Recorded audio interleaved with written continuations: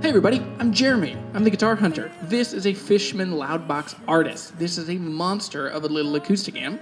This was sent to me by Sweetwater, and this video is sponsored by Sweetwater, but this, welcome to a park in my hometown. Listen, the future of music is going to be outside. Now that's because of the pandemic, but that's also because of just life has changed in a lot of ways.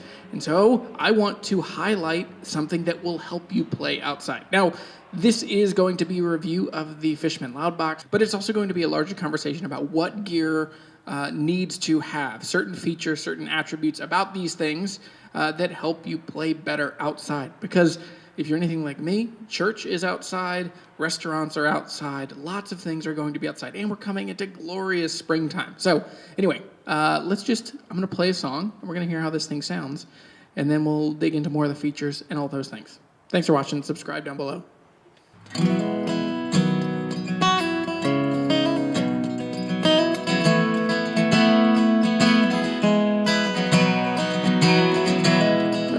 never mistaken for majestic,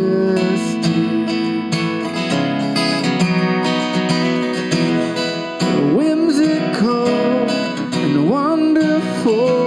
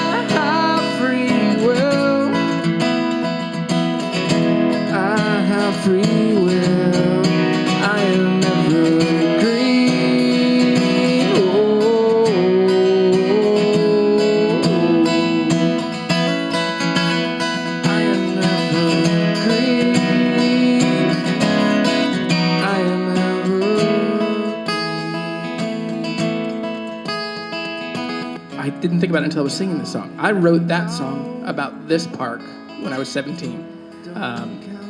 It's all these evergreens, these like cedars and evergreen trees. And I just came here right after I was diagnosed with my heart condition, and where I felt a resilience in myself that I didn't know that I had. I found this kind of evergreen, this like hotbed of coals of hope that didn't seem to go away. And I'm thankful for that. I don't know where it came from, and I certainly didn't do anything to muster it. But it's interesting that that's the song that I decided to use on this demo.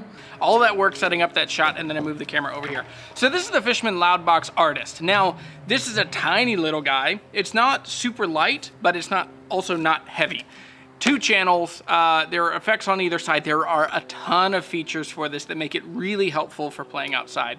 The biggest one is 2 totally independent channels with totally independent EQs and gains. There are 2 different banks of effects. There's effects A and effect B. In the A, it's all of the time-based, and then in B is all of the modulation. So in the first is you have reverb, you have delay, you have echo, you can blend those together. On effect B, you'll have 2 different kinds of chorus and then a slapback delay. Now these are cool because they add some texture and jangle to what you're doing. That is one of the biggest things when you're playing in a big space like this. If you're not able to make it feel a little more stereo, if it feels too sterile and just a mono signal is just coming from one place in, you know, the farmer's market or the parking lot or the church or the wedding venue, wherever you are, having the ability to add some texture, some warble, some space to what you're doing makes you seem like a better musician. And I need as much of that as I can. Lastly, you also have the ability for Bluetooth. Now, this is helpful for a bunch of reasons. The biggest one is that if you wanted to play backing tracks and you play along with, sometimes maybe you're good with a looper, maybe you're not. If you're not, you can play a backing track from your phone, from a tablet, whatever, and then you can play along with it and you can blend it in. The other way is, so I found this, you know, at church gigs, playing out when I'm playing in restaurants and bars.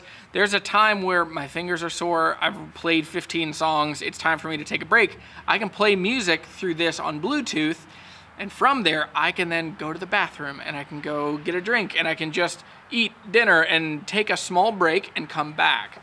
So what I really like about this is the Bluetooth. Now, there are other acoustic amps that I own currently that I've played that the Bluetooth tends to be an afterthought. This feels like it was really thought about because there's two things. One, the volume works really well from your phone. That's the main way that I've played it. The other way is with the aux level here, you have a dedicated knob on the amp itself that is dedicated just for the volume of the Bluetooth. And the Bluetooth gets monstrously loud. It's amazing. It's really helpful. I know how to pair devices all the time to Bluetooth. I do it very regularly. And with this, it still took me a week to figure it out, and I eventually had to read the directions. Because you would push and hold the button, and a green light would start blinking. And from there, you'd be like, oh, okay, well, it's ready to sync. And then I'd pull out my phone, and it would never find the device in the pair new device. And it wasn't until I read the directions, and you have to hold it for 7 seconds or 10 seconds, and it makes a different sound and then beeps faster or blinks faster. And then once I figured that out, it paired fine. It pairs each time I do it. Like I think right now, if I push this Bluetooth button, there it is. It already connected to my phone that fast. And another feature that will help you get the most out of this and make it sound much more natural, you can actually control just the tweeter through one of these little smaller pots. And so with that, you're able to bring up just that brilliance, that sizzly, that real high stuff. That allows you to add the things that make it sound like you are a real person singing and a real guitar playing close to you in an organic way, if you're able to add just that little bit of high end.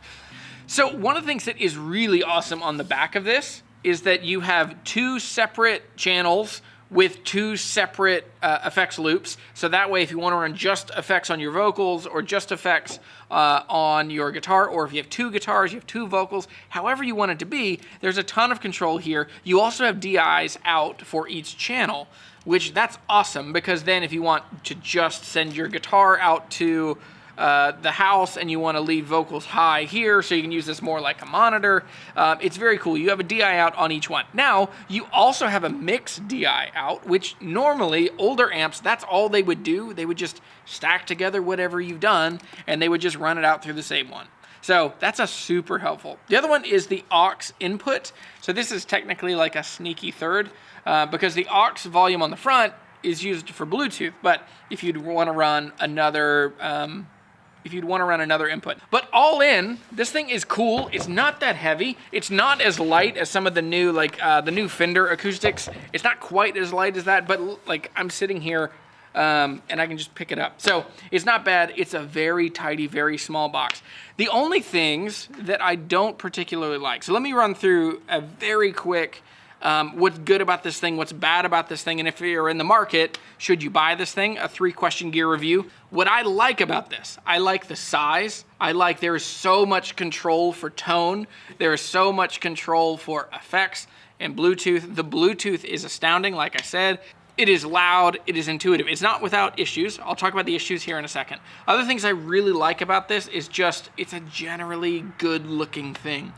Fishman always has a really good just design and aesthetic. It feels really high quality. I like that it's kind of naturally kicked back a little bit. It's small, it's unassuming, but it sounds awesome. And I've been really impressed. So my Haas & Dalton has a Lyric pickup in it, an LR Baggs Lyric. So that's a microphone. I did get a little bit of feedback, but as soon as I clicked up the anti-feedback, it went away. It just found that frequency, knocked it out. There's a lot of smart sorcery going on in here. Now, this thing is not without issues. There are problems with it, not giant, not any that would even prohibit you from buying it, but it might just steer you in a little different direction. One, this thing has a little bit of, I don't know how to describe it, it's a little honk, like a little honk. It has this mid thing that it does to my acoustic guitar tone. That just sounds like a microphone too loud in a small space. And to get the guitar to a volume that I would need to cover 80 to 100 people, it's just, and it's more a problem of just this size of amp typically doesn't work too great for me. But with that said, different pickups sound really, so that's the LR Baggs Lyric. If you ran an Element, it doesn't have that. So it's very subjective to the pickup that you're running through the guitar that you have. But with that said, not a big deal. You could probably tweak it if I messed with this more. If I had someone else play it, that's probably the best thing. If I had someone else play it and then I got to tweak it, I'm sure I could overcome that. The other thing that is annoying, this is like one of the only things that I didn't really like. I don't like when you're using, and it may be Android, when you're using Bluetooth and you adjust volume. Let me see if I can get it to do it. It drives me crazy. So one of the things I don't like about the Bluetooth is that whenever I turn the volume up or down, you hear that beep? It just always does this beep, and it drives me crazy. Because the thing is, when you're going from like full volume and you just want to back it down a little bit, you get this beep, beep, beep, beep, beep. Really loud, really distracting. So that's the only thing that I found that just, the two things. The honkiness of how it just sounds like it's trying so hard to be this big, loud thing. And it is loud, but there's some, I don't know, some weird frequencies that happen. The other one is that Bluetooth thing, the beeping. Other than that, if you are looking to play outside, which, remember, the future of music for the next couple years is going to be mostly outside. So you need to be coordinating your gear, planning for the life ahead to have stuff that plays really well outside, that has a ton of features, that doesn't leave you in the lurch. If you have an amp that just keeps feeding back, or it's just not loud enough, or whatever it is, it has to be good for outside. Now that also impacts guitars, and I'll have more videos about this. Not all guitars do well outside. In fact, I would say most guitars don't do great outside, particularly when it's warm summer days and you're coming into cool nights, when it is cold mornings and you're coming into the sun coming up and you're playing at church. There are many situations in which all solid wood guitars might not actually be that helpful. And it doesn't mean don't use them, but anyway, hang tight. That's a whole other video. Now, so that is my full thoughts about the Fishman Loudbox Artist. There is a link for these in the description below. This was sent to me for free from Sweetwater in exchange for this video. I'm so thankful to Sweetwater. There are links in the description below if you want to buy one of these. I'm going to have others. There's some bigger ones. There's some smaller ones. There are lots of options. There's also acoustic effects. More on all of that to come. But the future of music is outside, and this is one of the tools that you should really have in your mind to play really well outside. All right, thanks for watching. I'll see you later. I'm Jeremy. Subscribe if you're new here. Become a patron if you want to support this channel, if you think that this is helpful, if this will make you a better guitar hunter who fills the world with music and friendship. Thanks for watching. I'll see you guys later.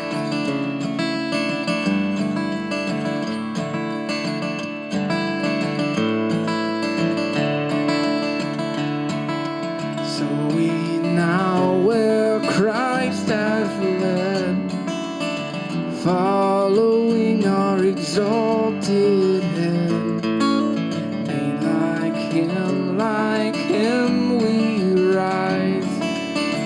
Ours the cross, the grave, the skies.